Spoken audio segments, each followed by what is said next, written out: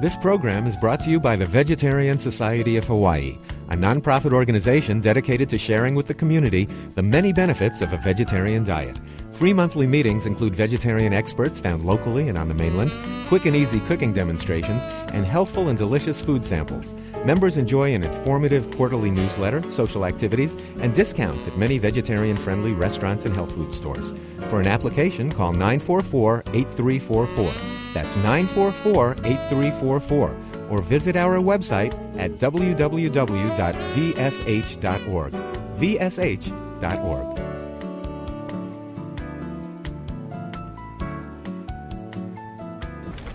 You can also see most of our lectures on our website, which is at vsh.org.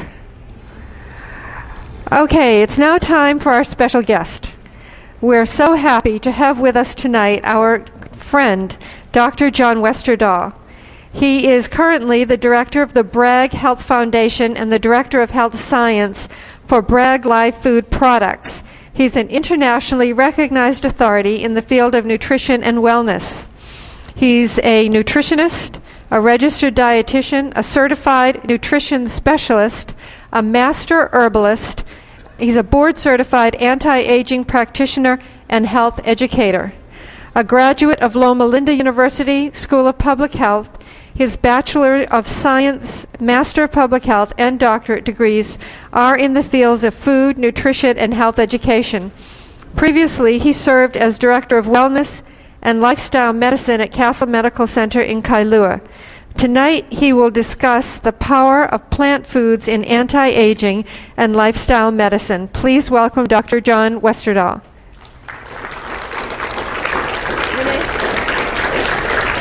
Thank you. You're welcome. I'm going to take your thing and I'll put my thing. Oh, thank you. You're welcome. Thank you. Well, thank you, and aloha. Boy, it's been almost 3 years since I was last here in Hawaii.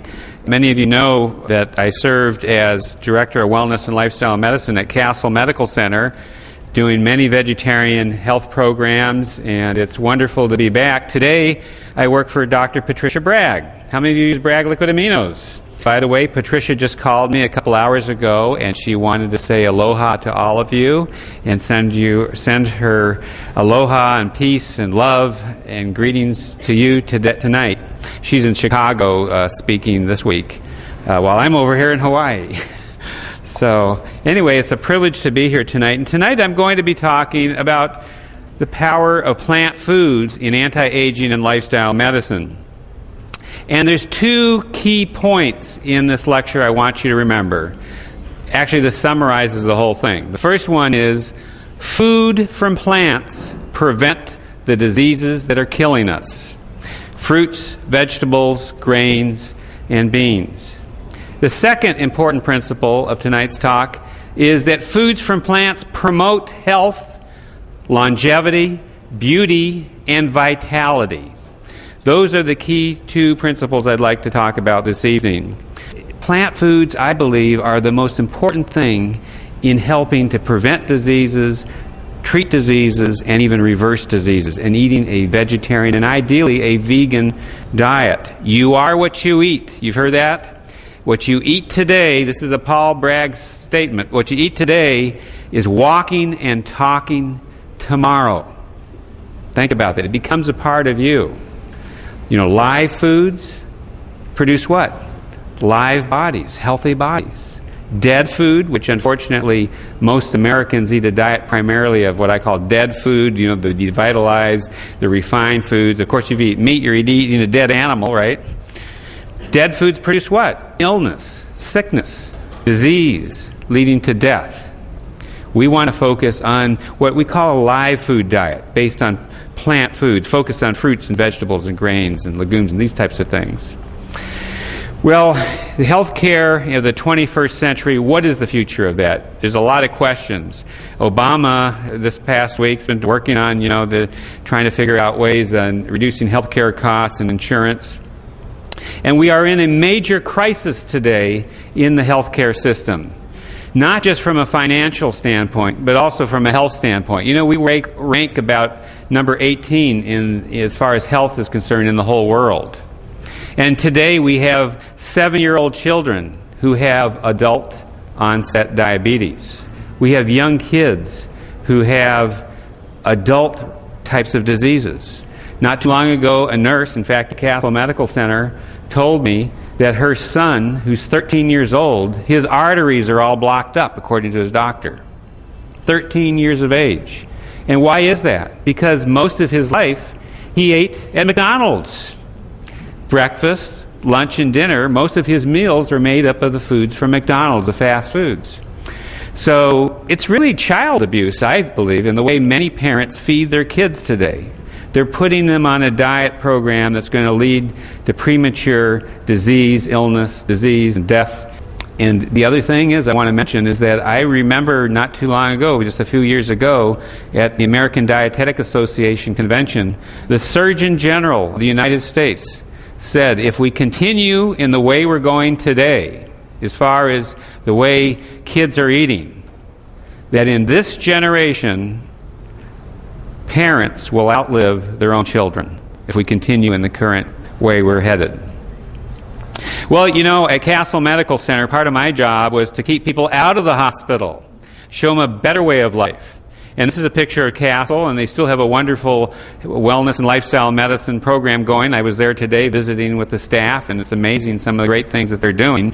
And I encourage you to look on the website, find out some about the health classes and vegetarian cooking classes that they have at Castle all the time. But at Castle Medical Center, and this is typical of hospitals all over the country, is that 70% of the patients are there because of diet and lifestyle-related reasons. Think of that. Diet and lifestyle-related reasons. If people ate right, they didn't smoke, they did exercise, they followed a healthy lifestyle, chances are 70% of those patients would not be in the hospital. Here we have the ultimate causes of death. This is the World Report. This is a few years ago, but it shows that tobacco, blood pressure, alcohol, cholesterol, overweight, low fruit and vegetable intake, these are amongst the leading ultimate causes of death, and it breaks it down as far as what types of diseases, as you can see on the chart with the different color schemes there, as far as which is cardiovascular disease and cancers and so forth, and nutritional deficiencies. Here we have the causes of death in the United States. Heart disease, of course, is the #1 killer, yet most of heart disease, in many cases, can be prevented. Then we have cancer, stroke, lung disease, and accidents and diabetes. But most of the diseases that you see here are things that we can do something about. Tobacco smoking is the ones marked in black is related to that disease. Poor diet and inactivity, which we're going to be talking a little bit about tonight. And then alcohol. All are factors in these different causes of death in our country. Well, a number of years ago, Senator Tom Harkin, senator from Iowa, wrote a very important article that appeared in the American Journal of Health. He was talking about health care, not sick care. You know, we don't really have health care. If we had health care, everyone would be healthy, right? We really have sick care. And he pointed out in this article that few would argue with the statement that if you get sick, the best place in the world to get care that you need is here in America. We have the best trained, highest skilled health professionals in the world. We have cutting-edge, state-of-the-art equipment and technology. We have world-class healthcare facilities and research institutions, no question about that. But when it comes to helping people stay healthy and stay out of the hospital, we fall woefully short. In the United States, we spend approximately $1.8 trillion a year on healthcare, and that's gone up since this article was written. Fully 75% of that total is accounted for by chronic diseases, things like heart disease, cancer, and diabetes, all of which, in a large measure, are preventable. Meanwhile, only 2% of all health care spending is on prevention. What is wrong with this picture? The two key points here: 75% of the total is accounted for by chronic diseases. Only 2% of all health care spending is on prevention. And we want to go beyond just prevention. I'm going to be talking about lifestyle medicine, which is a key, I think, for the future of medicine in our country. Now, when we look at the nature of disease, it can be viewed from a variety of dimensions. And let us consider the disease severity. Here we have 0, as you can see on the left there. That's optimal health. Then we have maximum, and you have severity goes up. Maximum severity, of course, leading to death. We can look at disease severity over our lifetime. The ideal would be, of course, to have perfect health and function until we die. That doesn't always happen. That's not always realistic, but in many cases, people can have really almost perfect health most of their life. And the picture kind of looks like this. We can look at disease severity over our lifetime. Here we're born. We have good health. As time goes on, we have different clinical symptoms that initiate different types of medical care till death. Now, the ideal would be something like this, where we have perfect health and function until we die right at the end. I mean, if you had, this is what we would be really the ideal, if we could have really good health, and then at the end of our lives, something, die very quickly and very suddenly, not dragged out like we see in most cases, because life is quite unideal. And what happens is we get various illnesses until one causes the death. And we have different types of illnesses throughout that lifetime. Some never enjoy good health. Of course, with birth defects and other problems, they have illnesses all their lives until they die. Well, a number of years ago, a very profound statement was published in the Journal of the American Medical Association, which says, in the coming decades, the most important determinants of health and longevity will be the personal choices made by each individual. And Dr. Dennis Burkett, who is a wonderful man, he's the one that really showed the importance of eating a high-fiber diet, and he's also the discoverer of Burkitt's lymphoma. He said, the concept that Western diseases are lifestyle-related and therefore potentially preventable and reversible is the most important medical discovery of the 20th century. And now we're into the 21st century, and I feel that it goes for that today, too. There is a new form of medicine being established in the United States called lifestyle medicine. It's nothing really new. It's been around for a long time. But a group of physicians now are coming together to develop a specialty in the field of lifestyle medicine. In other words, treating diseases and illnesses with lifestyle. And Dr. James Rippey really pioneered a lot of this work, and he put out, and this is a actual picture, of the first medical textbook in lifestyle medicine that came out in 1999. And we have also established an organization called the American College of Lifestyle Medicine. And this is a new specialty that started in 1994. These doctors hope that they can get it to where they can have board certification specialties in the field of lifestyle medicine. And lifestyle medicine is what we call evidence-based health care in the 21st century. And it integrates prevention as well as using lifestyle to treat. Now, as a nutritionist, my favorite area is in the area of medical nutrition therapy. The father of modern medicine said, "Let food be thy medicine, and medicine be thy food." He used lifestyle medicine, he used medical nutrition therapy in treating disease. So really, before there was medicine, what did we have? We had food.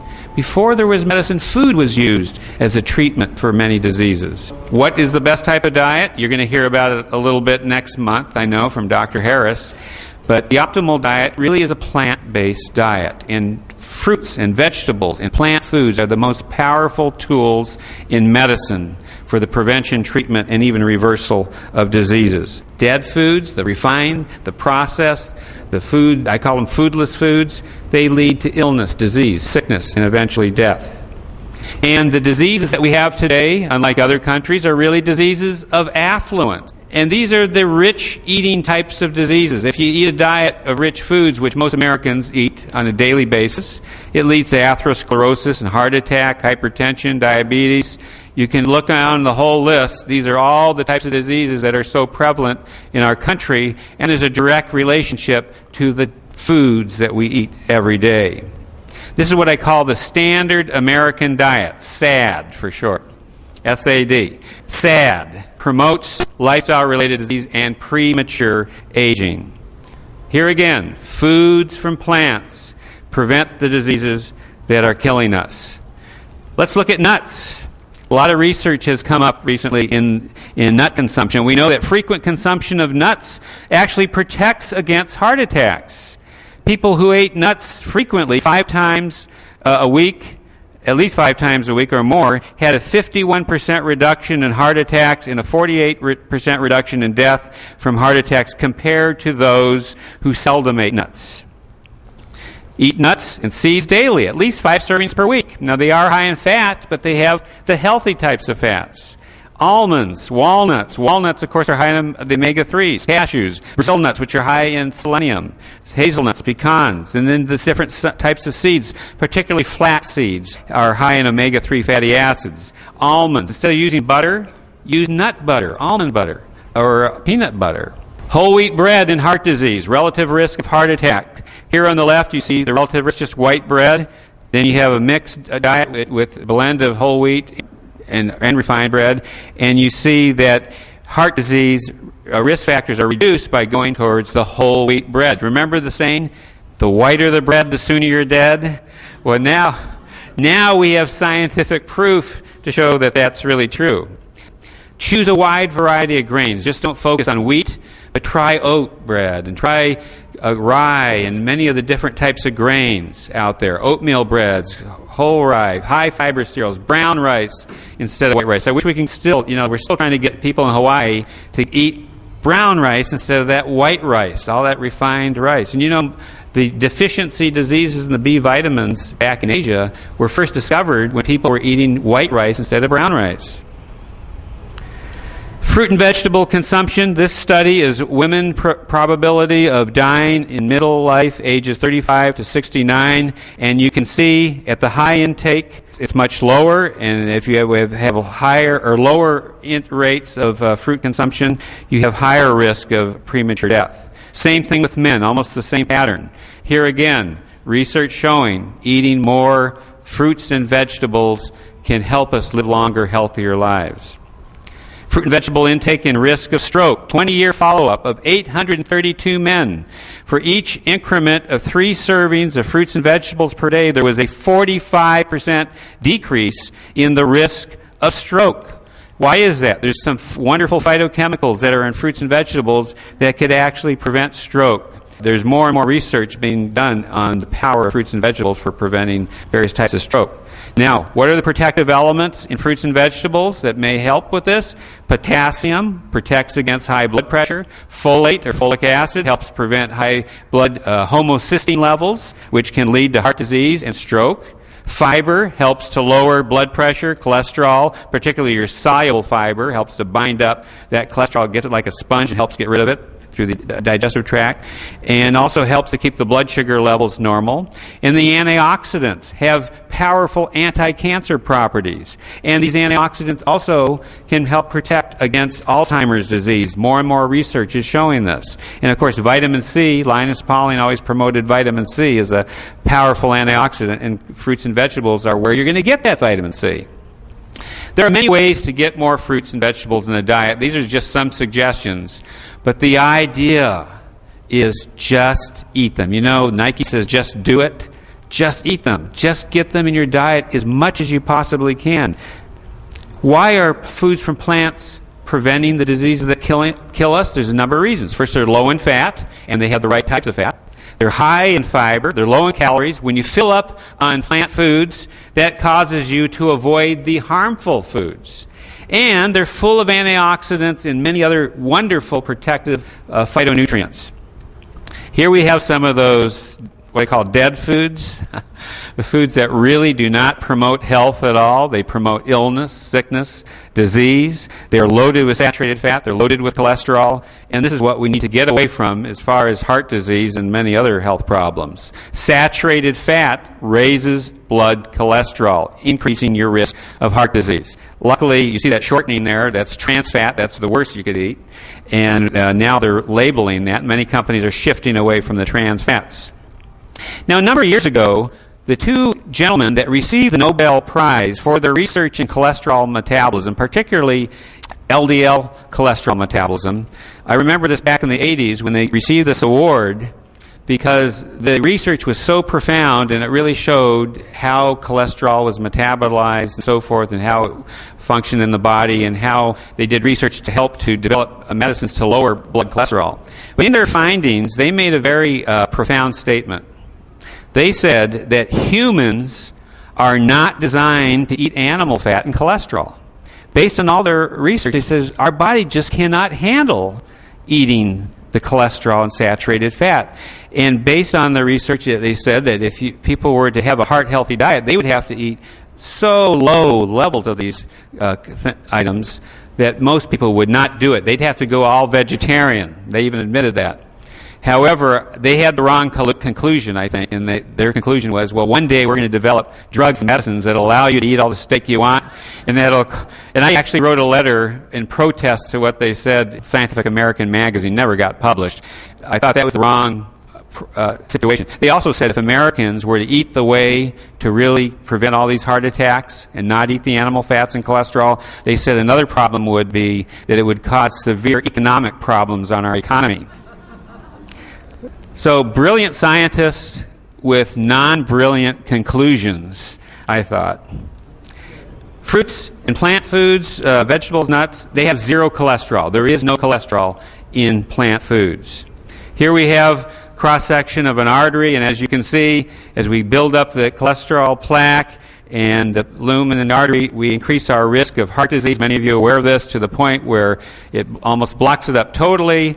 And when you're on the typical SAD diet, with all those fats floating around your bloodstream, those blood cells clump together to form blood clots, forming a heart attack.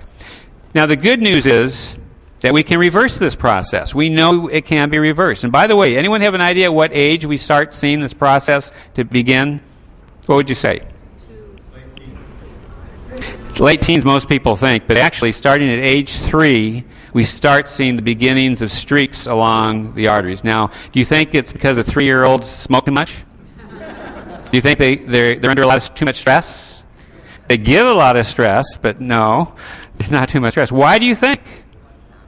McDonald's, dairy products, all those high-fat and cholesterol foods that these kids are eating.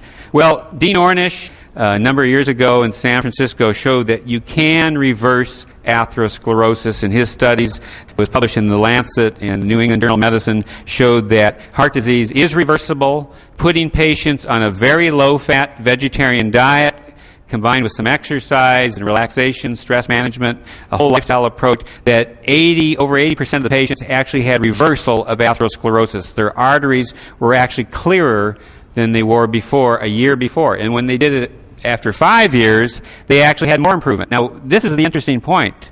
He also put another group of patients on the American Heart Association diet to see what happens with them. The type of diet that most doctors recommend to their patients, right? He showed in his studies that those patients got worse or didn't improve at all. So the conclusion was to get big results, you need to make big changes in the lifestyle if it comes to reversal of atherosclerosis. Here we have his illustrations. This is what we call a PET scan. On the left was when the patient started a year ago, and this is kind of an average PET scan of all the different patients that were in the study. And the right is 1 year later, just 1 year later. That red color and more yellow color indicates more circulation to the heart. In other words, the vessels are opening up, more blood circulation to the heart as a result of the reversal of the atherosclerosis. Couch potatoes. It's not a vegetable, it's a type of person. Prediabetes, metabolic syndrome, Syndrome X. Have you heard of that? That's the thing everyone's talking about. And it's related to high levels of abdominal fat, a combination of all these things. High blood pressure, low blood levels of HDL, the good type of cholesterol, insulin resistance, and hypertension. We know today, just like heart disease, you can reverse heart disease on a vegetarian diet, that vegan diets have been proven to actually reverse type 2 diabetes. The Weimar Institute in Northern California has done a lot of work with diabetic patients, putting them on vegan diets and seeing reversal. Within days, they start seeing significant improvements. Same thing with Dr. Neil Barnard with the Physicians Committee for Responsible Medicine. He's done research, and the same thing with vegan diets. Vegan diets are a powerful medicine for reversing diabetes. Causes of cancer. You see here 35% related to diet, and many scientists think it's actually even more. In fact, poor diet and use of tobacco may cause as much as 65% of all cancers. Let's talk about some of the cancer prevention guidelines. The first one is choose most of the foods you eat from plant foods. Obvious. Those phytochemicals in the fruits and vegetables. Eating fruits and vegetables lowers cancer risk, and you can see the number of studies, the type of cancer, and the numbers showing reduced risk by eating an increased fruit and vegetable diet. Here in Hawaii, we have a great program called Eat a Rainbow. Are you familiar with that? In other words, eat the Hawaiian rainbow color of fruits and vegetables every day. Try to get all those colors in your diet because you're protecting yourself against a lot of diseases. And here we have the color wheel of food, the white and greens and the reds and the purples and the oranges and yellow and oranges and greens. This is the food color wheel that was developed at UCLA, and all these colors provide antioxidants. That help with DNA protection, prevention of blindness, heart disease, cancer, dementia, and premature aging. So eat that rainbow of food. Try to get all the colors you can. Now, white is a color, but you want the whites from garlic and from cauliflower. You don't want it from the whiter the bread, the sooner the dead, white rice and all that, and all those refined foods. Recommended number of servings by the USDA, Center for Nutrition Policy and Promotion, showing how many fruits and vegetables is recommended. And really, the ideal is to try to get 9 servings of fruits and vegetables in the diet a day is optimal. For cancer prevention, you need 9. 5 is minimal for just general health, but 9 for cancer prevention, particularly for prostate cancer prevention for men. Now, what's a serving? This is probably the biggest confusion people don't know. A medium-sized fruit, 3/4 cup of 100% fruit or fruit vegetable juice, a half a cup fresh serving of frozen or canned. I don't really recommend canned. Ideally fresh or frozen would be the best. 1 cup of raw leafy vegetables, half a cup of peas, or a 1/4 cup of dried fruits. Do you know 1 in 11 Americans eats at least 5 fruits and vegetables a day? Just 1 in 11. Only 18% of Americans eat vegetables from the cabbage family. Only 20% eat fruits and vegetables that are rich in carotenoids. Only 59% eat fruit on a regular basis. Only 28% eat fruits and vegetables that are rich in vitamin C on a regular basis. So they're missing out on all those wonderful phytochemicals and antioxidants. And, of course, these are powerful tools, and these are some of the different antioxidants. Of course, vitamin C and E, and then the carotenoids, the pigments, have these antioxidants in them, like alpha and beta-carotene, lycopene that you find in tomatoes, lutein, which you find in different compounds, in different fruits and vegetables. And then the flavonoids, the anthocyanidins, which have the red, purple, and blue, and the anthocyanthins, which are the white-colored fruits and vegetables. Free radicals. Unstable compounds promote cancer, heart disease, premature aging, and cataracts. And of course, all these things, fried foods, tobacco, alcohol, also promote the production of these unstable compounds that can lead to cancer.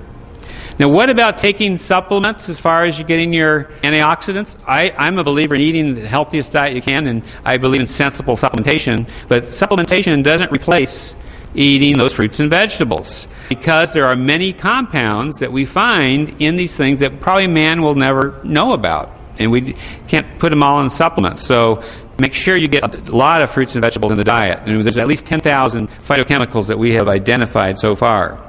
Now, when it comes to cancer, fruits and vegetables play a major role in every step to block the cancer process, from a normal cell going to a precancer cell, from precancer cell to cancer cell to cancer cell to invasive cancer cells.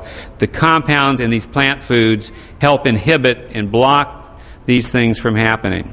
This is from the Adventist Health Study, where they compared California men and Adventist men, and then they compared Adventist men who were on vegan diets, and they found significant reduction in the risk of prostate cancer of Seventh-day Adventist men that do not eat dairy products. Here we have a sample of an anti-cancer menu, and you can see a lot of wonderful plant foods from breakfast, lunch, and dinner, and it's important to incorporate these things throughout the day so that they can have the powerful effects in your health. Fruits and vegetables, this is a whole list of different ones that are high in vitamin C. Second cancer prevention guideline is to limit the intake of high-fat foods, particularly from animal sources. Carcinogens are produced in cooking, like this charcoal broiled steak. This is a 2-pound charcoal broiled steak. Has a produces a carcinogen called benzopyrene, which is one of the most deadly carcinogens known to man. And the amount of carcinogen or benzopyrene in this 2-pound steak is equivalent to what you'd find in 33 packs of cigarettes. Of course, you're eating it. You're not smoking it. But when they feed benzopyrene to rats, they develop tumors. Now let's talk about anti-aging. And how does this fit into beautiful skin and not getting those wrinkles and living longer, healthier lives? And it is possible to live to be over 100 years of age. I just saw a lady the other day. She's 100 and her husband is 103. Is that right, Mag? He was 103? Yep. So it's amazing how healthy people can be. You know, longevity, back in 1796, the average lifespan was only 25. In 1896, it was 48.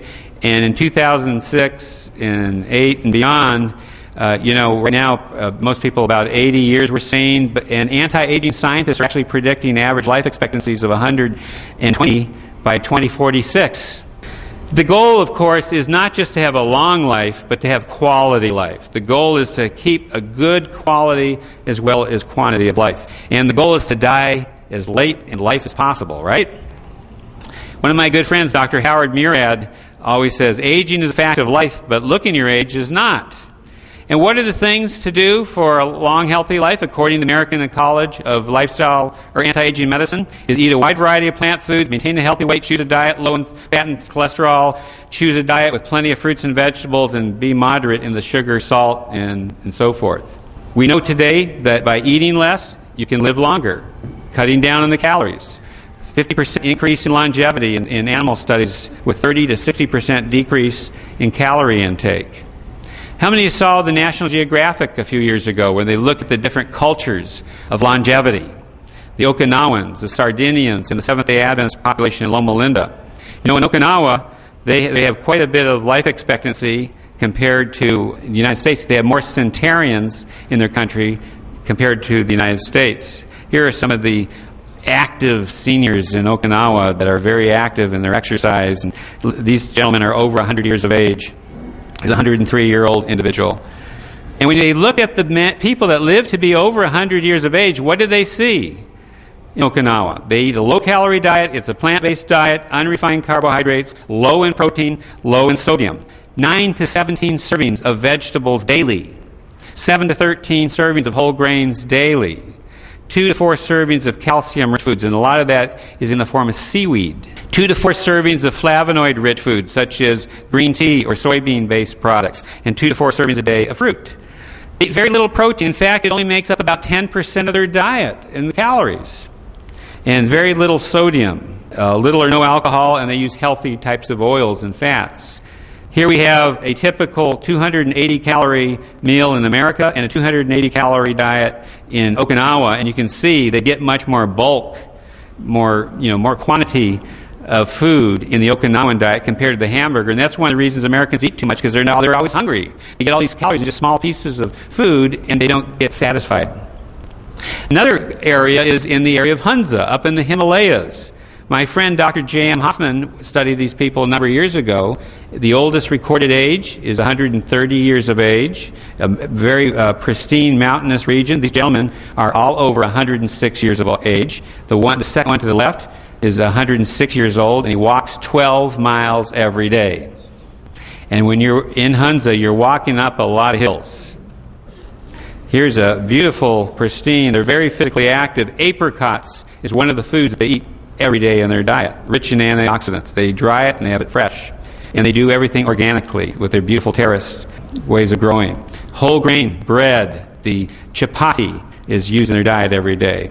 When you look at their diet, a lot of whole grains, 80% of the vegetables that they eat is raw with the skins. 20% are lightly steamed. So most of the diet is raw. Apricot seed oil is used as their fat, and very sparingly because it turns rancid easily. Grains, buckwheat, millet, rice, corn, fruits, apricots, mulberries, grapes. You can see a very healthy diet. And animal products account for only 1% of their total calories. They do have a little milk, butter, and cheese, very sparingly. Small amounts of meat, averaging 3 ounces per month, which is nothing. Actually, they eat meat about 13 days a year, and the rest of the time they follow a vegetarian diet because they don't have refrigeration. And in the United States, we have the Seventh-day Adventist population. And Seventh-day Adventists are a great group to study because they don't smoke, they don't drink. 50% of Seventh-day Adventists follow a vegetarian diet. And studies show that vegetarian Seventh-day Adventists live almost a decade longer in life compared to the average American. This was a good friend of mine, Hulda Crooks, who lived to be 102 years old. She was a Seventh-day Adventist. She climbed Mount Whitney every year in her 60s and 80s, and at 92 she was the oldest woman to climb to the top of Mount Fuji. And she attributed a lot of that not only to her good exercise routine, but her vegetarian diet. Jack LaLanne was raised a Seventh-day Adventist, and he says, exercise is king, nutrition is queen, and if you put them together, you have a kingdom. He also says, and in fact, Patricia Bragg and I had the opportunity to go to Jack LaLanne's house just about a few months ago, before his 94th birthday, and had a nice lunch with him. He's still keeping fit, still exercising regularly. And you know what he says? Dying is easy. Living takes a lot of work. You know, dying, all you have to do is sit around, don't exercise, watch TV, eat types of junk food. That's easy. But living takes a lot of work. And he says that exercise, he says, is a pain in the butt. It's hard work to do, you know. But that's what it takes. Now, when we define aging, a lot of people think of wrinkles, sun damage, less hair, poor memory, poor digestion, reduced circulation. And aging begins at the cellular level. That's where it all begins. All cells have a membrane that protect the walls, and if they're compromised, then we start to age. And there's one scientific truth that we see, is that regardless of what causes disease or aging, the final common pathway is that there is a reduction in water in tissue. And there are many different theories of aging. I'd like to talk to you about one of them that was developed by a doctor I worked with, Dr. Howard Murad, called the cellular water principle. And water is found in the body in basically three areas. In the intracellular level, within connective tissue, and then there's wasted water, like edema. And that's, the goal is to increase intracellular water and connective tissue water and reduce that wasted water. Think of a grape. You know how nice a grape is? It's very moist. It's got all that moisture in it. And you look at a healthy cell membrane and think of that as a grape. It's got a great membrane. But what happens as we are bombarded by oxidants, free radicals, it damages and puts holes in that cellular wall, and the water is actually lost. Also, inflammation takes place, and we damage that cellular wall. Inflammation is from eating pro-inflammatory foods, like the meats and the cheeses and the dairy products and all those things, and we lose that moisture. The thing is to make sure that we promote our cellular health by eating foods that build it up with things that are rich in lecithin, healthy fats, the right types of protein, so that we can keep that cellular wall strong and keep the moisture in. So this cellular water principle is a key theory in anti-aging. And one of the key things in this theory is that we need to eat more raw fruits and vegetables. So a vegan diet, I believe, is really the ultimate type of diet for anti-aging, and particularly eating more raw fruits and vegetables and cooking things less. Now let's go over some of the key power foods for anti-aging, health, longevity, and disease prevention. The first one is acai berries. How many have heard of acai? It's really popular. Acai comes from a palm tree in the Amazon River in Brazil. These are wild berries, and they have actually a slight hint. Some people think it has a little chocolate-type flavor to it. And most of the calories are actually coming from fat in these berries, by the way. And they're the omega-9 types of fats that are actually anti-inflammatory. So that's one of the benefits of acai. They're rich in anthocyanidins, and by the way, they have 10 times more anthocyanin compounds than red wine.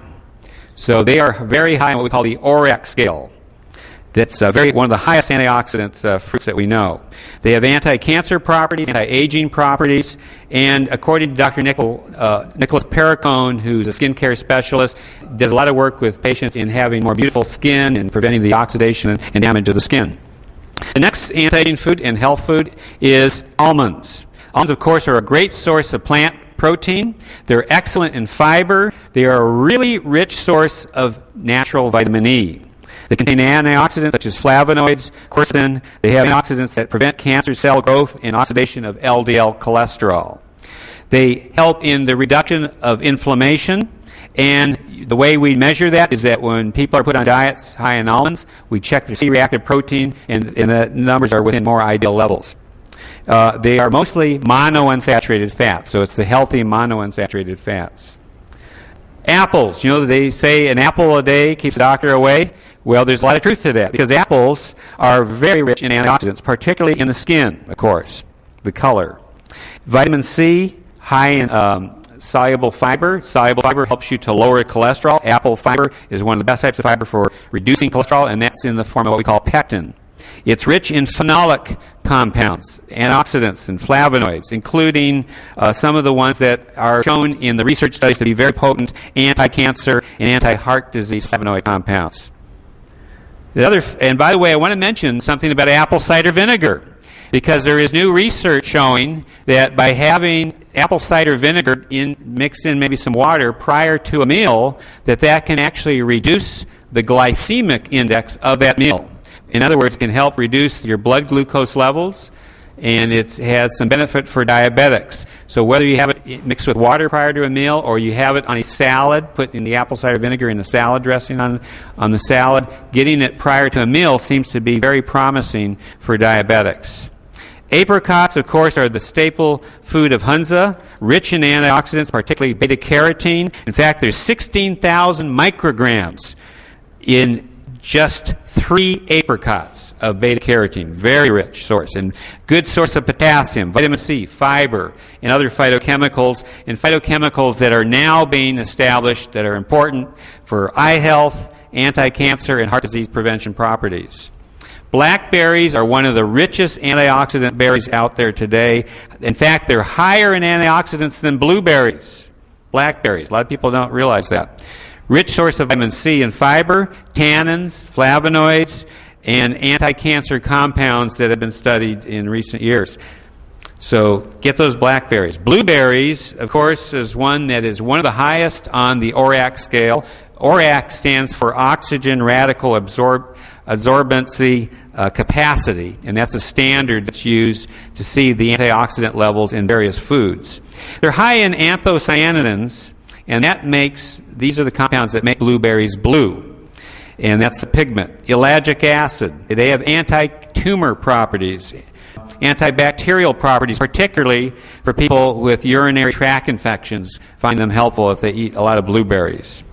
They have anti-stroke properties, and particularly those that induce anti-stroke induce brain damage. And Alzheimer's, as I attend the American Dietetic Association meetings more and more, we're finding that blueberries are being thought of as very promising for treatment of Alzheimer's disease. Broccoli, and by the way, sorry, I spelled broccoli wrong here. But it is rich in vitamin C, beta-carotene, and it's one of the most highly absorbed forms of calcium. When you're eating broccoli, better absorption than dairy products. Rich in chromium, indoles, isothiocyanates, which are anti-cancer compounds.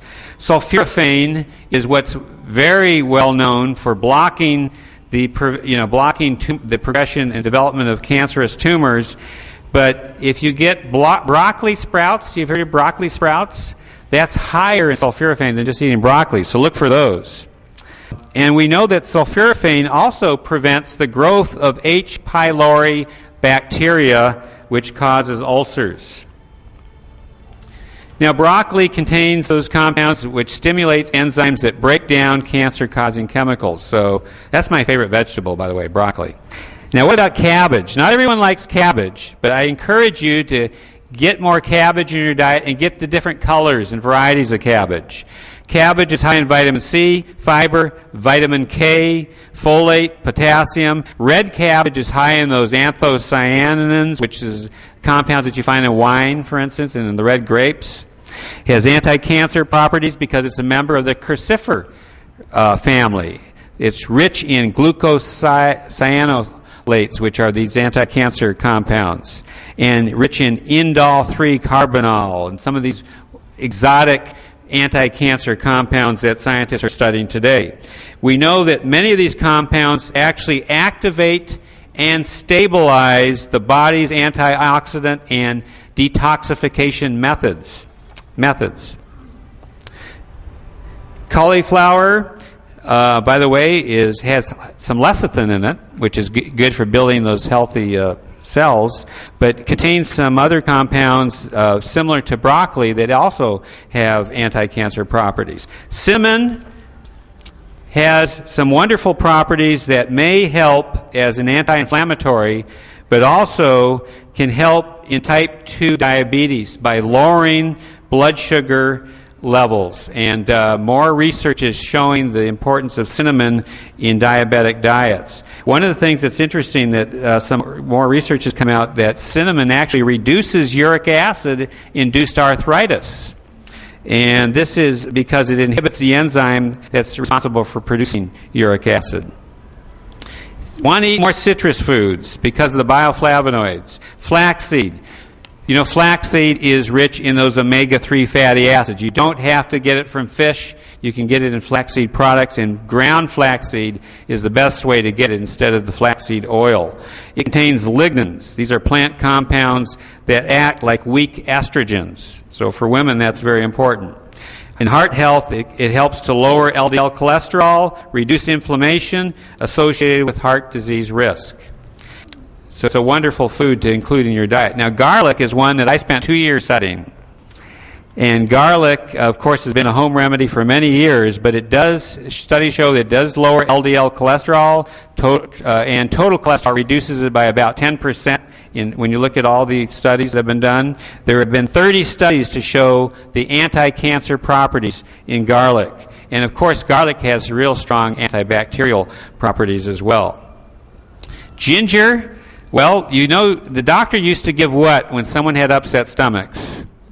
Ginger ale. Why? Because it does have compounds and has positive effects in helping having anti-nausea properties. And particularly for women with morning sickness, it can be very helpful by including ginger in the diet on a regular basis. It is rich in several different antioxidants that may prevent different types of cancer and has many natural anti-inflammatory compounds in it. Goji berries. Everyone is into goji berries today. Of course, those berries grow in Tibet and in China and even in the Hunza region. And goji berries are very high on the ORAC scale, one of the richest antioxidant fruits known to man. And some studies have shown that it can help reduce blood sugar and total cholesterol levels. This is an interesting study that recently came out. Extracts of goji actually help stop the spread and encourage the death of liver cancer cells. So some studies are now going on in the area with goji. Now, grapes, of course, are in wine. They have a lot of those great proanthocyanidins, and they also have what's called resveratrol. Resveratrol is big in the news right now. It's a key phytochemical constituent found in the skins, particularly of the purple grapes, that have anti-inflammatory properties and anti-carcinogenic compounds. So it is regarded much more and more as the heart-healthy ingredient, resveratrol, as far as phytochemicals. And it's really the resveratrol that's doing the heart health prevention, heart disease prevention, as compared to the alcohol. You don't have to drink wine. You can get it from grape juice, and drinking grape juice is very good. Healthiest foods to eat on the face of the planet. Rich in beta-carotene, rich in lutein, which is good for eye health, and it has anti-cancer properties, and by the way, is an outstanding source of calcium, vegetarian source of calcium. Now, kiwi, there's interesting compounds that they found in kiwi that show that it helps to prevent blood cells from clotting and forming blood clots. Mango, one of Hawaii's favorite. And I love the Hawaiian mangoes. Rich in beta-carotene, vitamin C, potassium. And the yellow and orange colors pigments have anti-cancer properties and strong flavonoid sources. Mushrooms. Now, mushrooms are not, people say, oh, mushrooms are very nutritious. They're not really that nutritious. There's not a lot of nutrients in them. But they are a good source of selenium, which is an anti-cancer nutrient. They have anti-cancer polyphenol compounds, and we know that they have immune system enhancement properties, particularly from what's called beta-glucuronidase. glucans, which help stimulate the immune system cells to get rid of abnormal cells that cause disease. So getting more mushrooms, and eat all the different types of variety of mushrooms. By the way, white button mushrooms are a source of vitamin D, and that's an important nutrient that a lot of vegetarians don't get enough of in their diet. Oats, of course, are high in soluble fiber for lowering cholesterol. Papaya, rich in vitamin C, beta-carotene, and other compounds that have anti-cancer properties. Pomegranate, one of the richest sources of antioxidants. In fact, by the way, eating pomegranates and drinking pomegranate juice produces sun protection factors that help you so you don't sunburn as well, as bad, I should say, and protects you against the aging effects of sun. It has anti-inflammatory properties, and by the way, new research shows that it can inhibit prostate cancer tumor growth. Soybeans, a lot of controversy over soybeans. I believe soybeans are very healthy to eat, but you have to eat them, in sensible amounts. They do have factors in there, of course, that can help in protection of a number of different types of forms of cancer. And we know, too, that the protein in soy can be beneficial in lowering cholesterol. Turmeric, that herb that's in curry, strong anti-cancer properties. Curcumin is the compound that we find in turmeric, and it's easy to incorporate into the diet, and has a lot of anti-inflammatory properties. And of course, walnut, they're saying, is going to be the new fish oil because it's rich in what? Omega-3 fatty acids. And by the way, all you need is maybe 5 walnuts a day to get those important essential fatty acids. It's also a great source of gamma-tocopherol, which is a type of vitamin E that's very rich in antioxidants.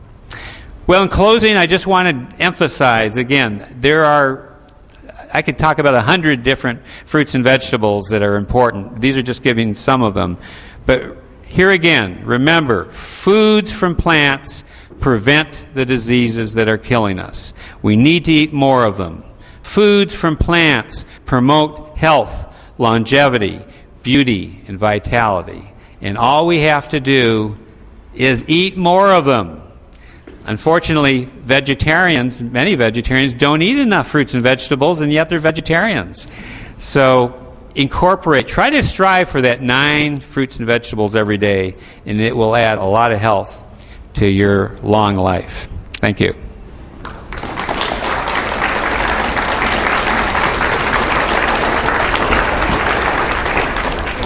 Any questions? Yeah. Okay, thank you so much, as always. That was so enlightening. We have a time for about 5 or 8 minutes of questions. Okay. Okay, in the back. Vegetables cooked or uncooked, what is the difference? Is that the question? Saying, particularly from the cellular aging standpoint, eating more raw fruits and vegetables is good because the water in there is more conducive to helping improve the intracellular water in the body. But one of the things that is lost, of course, when you do a lot of cooking of fruits and vegetables is the vitamin C. That's the first one that's lost. Did I answer your question? Okay. Canned fish. Well, I'm not big on fish, period. And I'll have to tell you, just a few days ago, I've become very close friends in Santa Barbara with Jean-Michel Cousteau. And if you saw his last special, they tested his blood and some of his colleagues' blood, and they saw all these bad environmental chemicals that were in their bloodstream. And I feel, yes, fish, it's better than chicken or beef probably, but by the way, it still had the same amount of cholesterol. So I don't think eating fish is the ultimate thing to do. I think I'd rather see you get the healthy fats from your flaxseed oil, your walnuts, and I'm very concerned about fish and the contaminants in the oceans today. Okay, can I speak to the idea of that we need supplements because our soils have been over-farmed and all that and so forth? Now, I believe in an optimal diet is a plant-based diet, a vegan diet, and you try to eat the best you can. I am concerned about the depletion of our soils and the over-farming and so forth and loss of minerals. So I kind of approach nutrition in eating the optimal diet that you possibly can, which I believe is a vegan diet. I think there's good evidence to show that. And I believe in taking sensible supplements along with that. I think taking a good, broad-spectrum, vegetarian-formulated multivitamin and mineral is a wise thing to do for overall prevention. It doesn't have to be that expensive. And then you're kind of covering all your bases. Some people may want to take additional things like whether you want to take flax, omega-3 from plant sources, or vitamin C. Depends on your individual health condition. So the question is, I understand you can drink water, but it's not as good as you have watermelon. Is that right? That's what I'm saying. I think the water you eat is more important than the water you drink. I'm not saying don't drink water, and I think drinking distilled water or purified water is very good. But, if you drink a lot of water, what's happened? You're running to the bathroom all the time, right? But when you eat a lot of plant foods that are water-rich, and I think this is another aspect, people don't think about, eating a water-rich diet for optimal health, that you don't see the same thing. You're not running to the bathroom all the time. What are some of the best things I've seen in people that have changed from an animal diet to Well, I think the thing that I see that helps that move people to change their diet is when they see people's improvement in health. Now, I'm in the health field. So when they see someone lose 100 pounds on a vegan diet, or they see someone reverse heart disease, as Dean Ornish showed, or reverse their diabetes, that gets people really say, well, I want to know about that. And that's very motivational for people making changes. And the ones that look better and younger and more vital, that's the best witness for a healthy vegetarian diet. Okay. Well, thank you very much.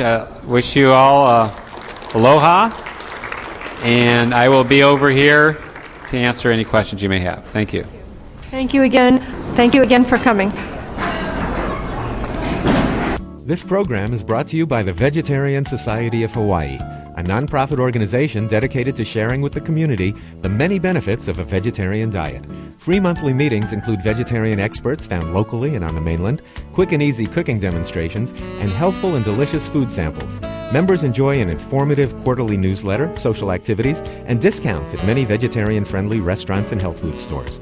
For an application, call 944-8344. That's 944-8344. Or visit our website at www.vsh.org. vsh.org.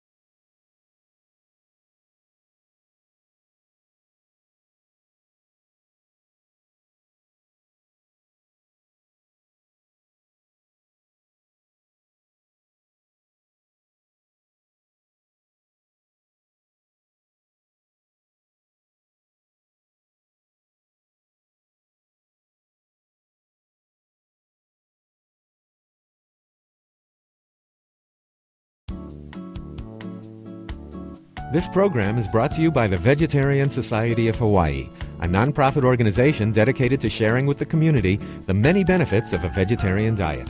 Free monthly meetings include vegetarian experts found locally and on the mainland, quick and easy cooking demonstrations, and healthful and delicious food samples. Members enjoy an informative quarterly newsletter, social activities, and discounts at many vegetarian-friendly restaurants and health food stores. For an application, call 944-8344. That's 944-8344. Or visit our website at www.vsh.org. vsh.org.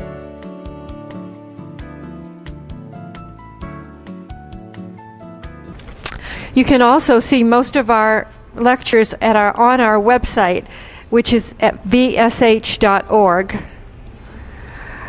Okay, it's now time for our special guest.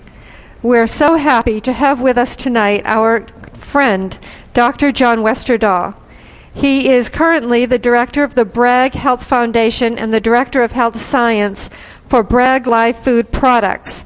He's an internationally recognized authority in the field of nutrition and wellness. He's a nutritionist, a registered dietitian, a certified nutrition specialist, a master herbalist. He's a board-certified anti-aging practitioner and health educator.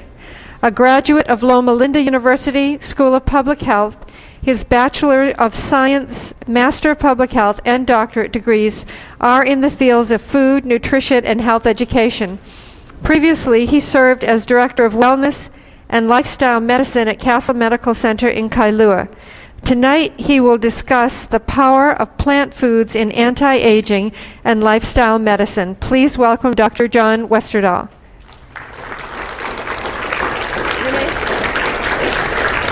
Thank you. You're welcome. I'm going to take your thing and I'll put my thing. Oh, thank you. You're welcome. Thank you. Well, thank you, and aloha. Boy, it's been almost 3 years since I was last here in Hawaii.